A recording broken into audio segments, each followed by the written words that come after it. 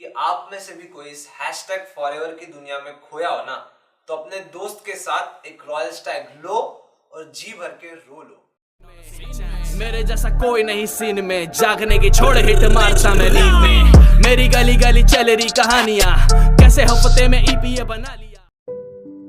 तो आप वही लोग हो ना जो किसी की सुसाइड होते ही अपने व्हाट्सएप स्टेटस पर, इंस्टाग्राम स्टोरीज पर आपको ये लिखने में मजा आता है, I am just a phone call away, you have my shoulder to cry, you can call me whenever you want to. पहले तो आपका फोन साइलेंट पर होगा और सामने वाले को वैक्सीन का इंफॉर्मेशन फ्री में मिलता रहेगा और आप बस आपके मिस कॉल्स की लिस्ट बढ़ाते रहोगे। मुझे बताइए, आप आपके 500 इंस्टाग्राम वाले दोस्तों के लिए just a phone call away कैसे रह सकते हो? अगर आप जरूरी समय पर बस उस एक दोस्त के साथ भी खड़े हो ना, तो उससे बड़ी बात कोई नहीं। एक ऐसा ही कॉल उस रात संकेत ने उठाया और ये रही उस कॉल की कहानी। संकेत रोहन का वही स्कूल वाला दोस्त है जिन्होंने साथ में कॉपी भी की है और कांड भी किए हैं। और इसी के बीच हो गया रोहन के जिंदगी का सब में बड़ा कांड, जिसे वो समझता है स्कूल वाला सच्चा प्यार, और जिसे आजकल के लोग कहते हैं हैशटैग ट्रू लव। इसको रेडियस और डायमीटर का फर्क नहीं समझता है और ये मम्मी के फोन से उसके साथ 7 जन्म साथ रहने के वादे कर रहा था। इतना ही नहीं, अब तो रोहन हैशटैग फॉरएवर के सपने भी देखने लग गया था, बिल्कुल वैसे ही जैसे मैं, तुम, हम सब अच्छे दिन के सपने देखते हैं। इसी में ना कई साल बीत गए और अब रोहन कर रहा था हर माँ बाप का फेवरेट कोर्स। जी हाँ, ठीक समझा आपने, इंजीनियरिंग। और अब तो संकेत ने भी उसे कहना कर दिया था शुरू कि सब चंगासी नहीं है, एवरीथिंग इज नॉट फाइन। लेकिन सच्चे आशिक ने कभी किसी की सुनी है क्या?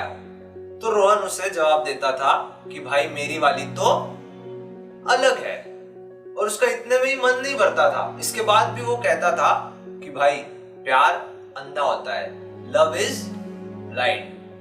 तो मैं आज एक बात आप सबको समझाना चाहता हूँ कि प्यार अंधा नहीं होता है, प्यार में हम अंधे होते हैं। खैर, ये बात तो रोहन को समझानी चाहिए थी। इसके बाद ना कुछ वक्त बीता, कुछ हुआ, कुछ बातें बदली, और एक दिन रात को ठीक 3 बजे रोहन का आता है संकेत को वो एक कॉल, और संकेत को लगा नॉन स्टॉप के पोहे खाने के लिए फोन आया होगा। लेकिन रोहन ने रोते हुए संकेत से कहा, हेलो भाई, मेरा तो ब्रेकअप हो गया है, अब मैं क्या करूं? तो संकेत ने उसे जवाब दिया कि हानि को कौन टाल सकता है भाई, ये तो होना ही था। और हर लड़का दोस्त जो जवाब देता, उस रात संकेत ने भी वही जवाब दिया, चलो भाई अभी सो जाते हैं, कल सुबह चाय पे मिलके बात करेंगे। और शायद रोहन को भी उस वक्त वही सुनना था। लेकिन इसके बाद, जिसे हम इंग्लिश में कहते हैं ना डिप्रेशन, वो वाला फेज शुरू हो चुका था। मैं आपको एक बात बताना चाहता हूँ कि रोहन की हालत इतनी खराब थी कि कई बार ऐसा हुआ कि संकेत बस 1 मिनट देर से रोहन के रूम पर पहुंचता था तो शायद उसे फिर कभी नहीं देख पाता था। संकेत को पता था इस वक्त में उसका रोहन के साथ रहना बहुत जरूरी है। रोहन का कुछ भी काम करने से मन उठ चुका था। वो दिन रात बस एक ही कोने में बैठा रहता था। उसे अब इंग्लिश गानों तक की लिरिक्स समझ में आने लग गई थी। उसे दाढ़ी नहीं आती थी, अगर आती तो वो दाढ़ी भी बढ़ा लेता था। दोस्तों, दोस्ती में तो सब एक दूसरे को बाप समझते हैं, लेकिन कभी ना कभी एक बाप को भी अपने बेटे से एक दोस्त की तरह बात करना पड़ता है, और कुछ वैसा ही संकेत भी कर रहा था। रोहन उसे रोज वही बातें कहता, वही स्टोरी सुनाता, और संकेत उसे बस शांति से सुनता और कहता कि शेरा, तू तो चैंपियन है, तू क्यों हार रहा है, तू तो पैदा ही जीतने के लिए हुआ है। और वो कहता कि तेरा स्कूल वाला प्यार तेरे साथ हो या ना हो, ये स्कूल वाली दोस्ती है जो तेरे साथ हमेशा रहेगी। और रोहन के लिए यही बहुत था कि कोई तो है जो उसे सुन रहा है, कोई तो है जो उसे समझ रहा है। और बस फर्क इतना था कि रोहन जब डेट पर जाता था तो वो JW मैरियट जाया करता था, लेकिन जब रोहन संकेत के साथ मिलता था तब वो JW ही जाता था। बस ये JW था जोशी बड़े वाला। लेकिन वड़ा पाव और चाय पर जो जिंदगी बदलने वाले चर्चे हुए ना, वो किसी भी महंगे रेस्टोरेंट की कॉफी से नहीं हो सकते थे। कुछ वक्त गुजरा, अब रोहन के चेहरे पर एक नई उम्मीद की किरण दिख रही थी। उसने अपने आप को इतना एक्टिव कर लिया था कि उसे इस नए दौर का मजा आने लग गया था। फिलहाल में ही उसने अपना पहला गाना YouTube पर अपलोड किया और दोस्तों देखते ही देखते उसे एक हफ्ते के अंदर 30,000 से ऊपर व्यूज मिल गए। जी हाँ, आप सभी ने ठीक सुना, 30,000 से ऊपर व्यूज मिल गए। वही रोहन जो अपने सेल्फ रिस्पेक्ट कहीं खो चुका था, आज लोगों के दिलों में जगह बना रहा था। आज लोग उसकी इज्जत कर रहे थे। उसने ठीक उसी तरह कमबैक किया जैसा इंडियन टेस्ट टीम ने 36 ऑल आउट के बाद किया। आखिरकार जीत रोहन की हो ही गई और संकेत को भी ये देखकर बड़ा सुकून मिला। और अब तो रोहन संकेत से कहता है कि भाई लाइफ में कुछ ना कुछ करते रहना चाहिए, एक्टिव रहना चाहिए।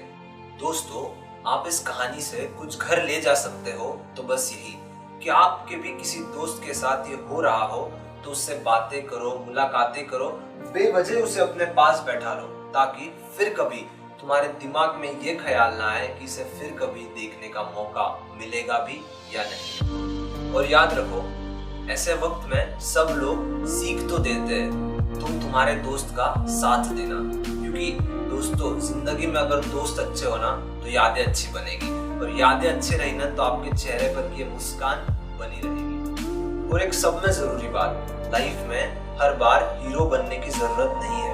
हमेशा आपकी कहानी नहीं चल रही होती है, कभी कभी किसी और के कहानी का मजबूत कंधा भी बनना उतना ही जरूरी है। ऑन अ लाइटर नोट, मैं आप सबको एडवाइस देना चाहता हूँ कि आप में से भी कोई इस #फॉरएवर की दुनिया में खोया हो ना, तो अपने दोस्त के साथ एक रॉयल स्टैग लो और जी भर के रो लो।